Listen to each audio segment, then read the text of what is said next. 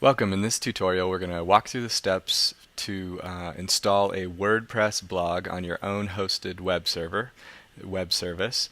The first step from Google, we're going to type in WordPress download. Now this is different than a hosted blog in that you're actually installing the application on your own web service. When we get to the WordPress download page, the most recent version of the application will be available, and you can just click on this and that will start the download. You're going to then need to go to your downloads folder and retrieve that download. While we're waiting for the download to finish, the next step we're going to walk through is to go to our web host. And for this tutorial, we're going to look at the one-in-one hosting service. There are lots of services out there, including GoDaddy and DreamHost, one-in-one. There are pros and cons to each, but for this tutorial, we'll work with one-on-one, one-and-one. Now, I gave you the credentials to log into our course web service, so that's where you're going to put the ID and the password.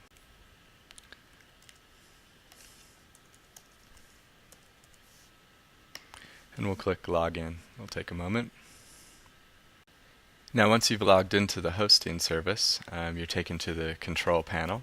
And on this control panel you can manipulate a number of settings for your server, including your FTP, login information, your account information, and today what we're concerned with is creating a new database that we will use for our WordPress blog. So the way to create a new database is to go to MySQL administration, and when I click here,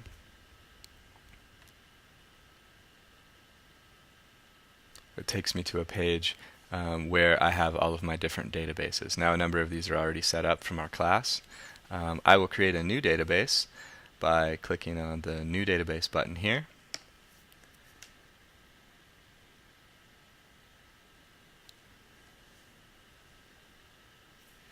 I'm going to add a description of the database, and for our purposes here, I'm just going to add my last name, Skinner. It's important to add a description to your database because as you start to get multiple databases, this description is how you differentiate them. So give it a title that makes it recognizable for the project that you're actually going to use it for. And then you also want to create a password that is secure for the database. Once you have your description and password, click Setup. Now it's going to take some time for the database to set up. Once the information gets sent to the hosting service, sometimes this takes up to 20-30 minutes to set up, sometimes faster. So you can continue to check back. But this, once we set it up, it takes us to a page which gives us the critical information for our database. And what I'm going to do is I'm going to copy this information here. I'm going to open up a new text file, and I'm just going to paste this information. Now the information that we're concerned with has to do with database name, host name, and username. We need those three pieces of information, and then also the password that you used to set up the database. Now while this database while we set up the database, we'll go to the overview.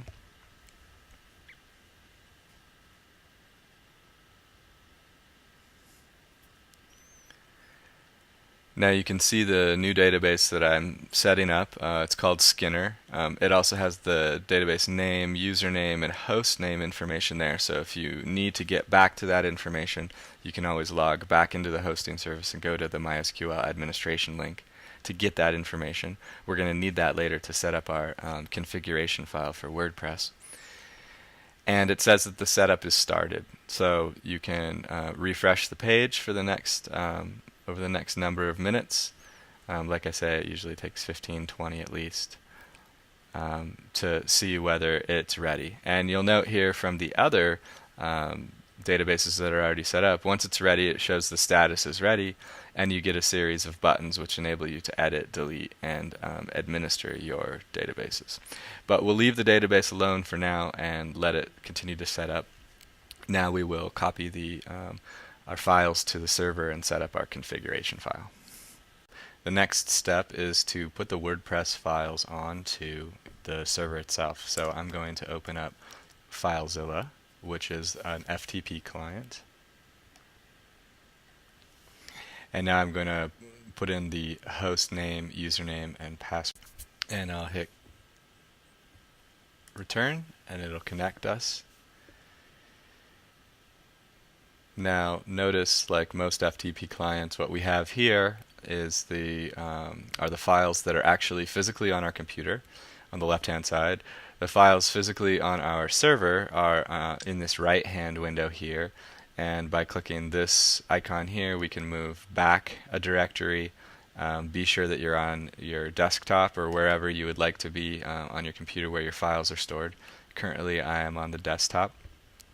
Note that on my computer that's found by going to users, the name of your login on your computer, and then the desktop. And here is here are the files on the server. Now I'm going to click into the directory that I created for myself, and the only thing that I have right there now is the index file that we created in class previously. I'm going to click on the WordPress download, and when I click in there, note it has all of the WordPress files. So I'll grab the whole folder and I will drop it up onto the server. Now once again, this will take a number of minutes to copy up. There's looks like about 900 files or so in the WordPress application itself, so this will take a few minutes to upload, and we'll return in a moment once this is done. Now that our database is set up and we have copied the WordPress application files into our server directory, the next step that we need to do is to set up our configuration file. So I'm going to click on my copy of WordPress, and note that in that folder there is a file called wp-config sample.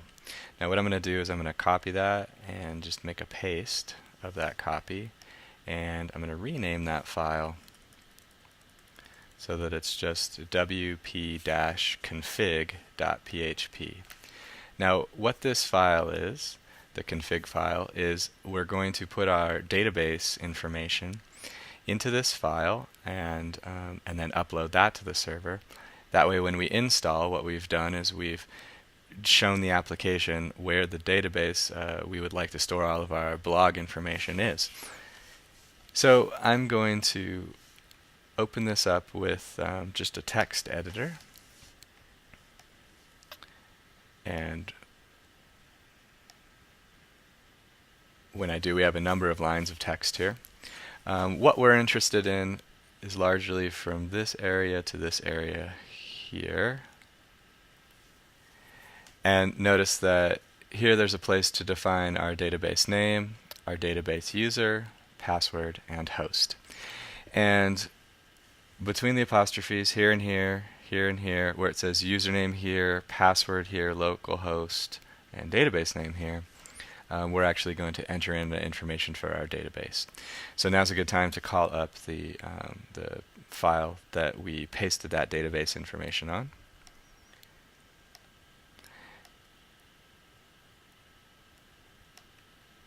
And I will copy the database name. And once again, be sure to leave those apostrophes. I'm just going to do a straight copy of my database information with the apostrophe still there. Then I'm going to copy my database user name. For us, that's going to start with DBO for the one-on-one. Right now I'm going to leave the password blank, but I will edit that before I upload it, but because this is going to be on YouTube, I'm not going to enter in the password.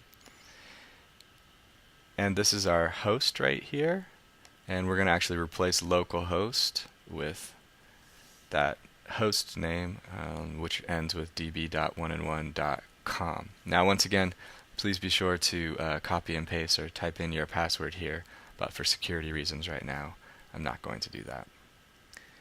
Be sure to click Save. Now once you've saved it, you can close that file. And here is that wp config file right there. I'm going to go back to my FTP and scroll down until I find that config file, and I'm just going to pull that over and drop that into my WordPress installation now. So what do we have? We've set up a database, and we got the credentials, the host name and username. We set up a password for that on our server. We then uploaded the WordPress application onto a server directory that we set up. Currently mine's in a directory called Skinner, and then I have the application in a directory called WordPress. We edited the config file to have the database information. That way WordPress will know which database we would like to use. And now we're almost ready to do the install of WordPress itself.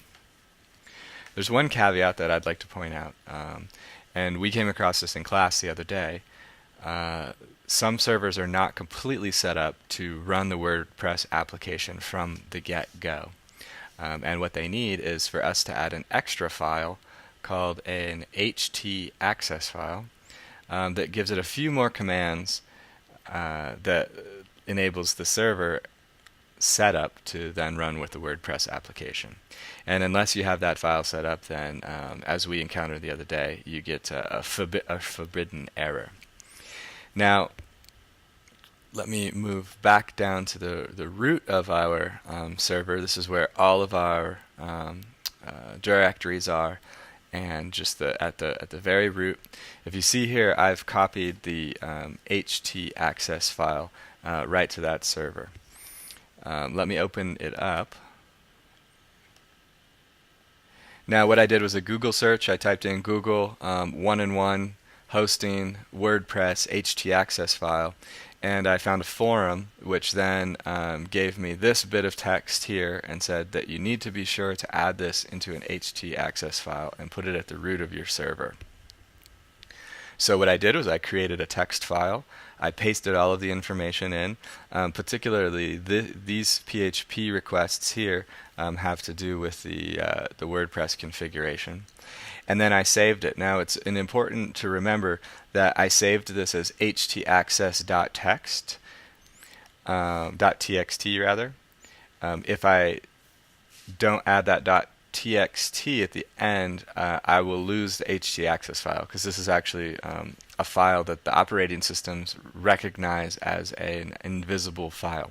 So I name it htaccess.txt, and it shows, I'm going to close it now, and it shows up right on my desktop.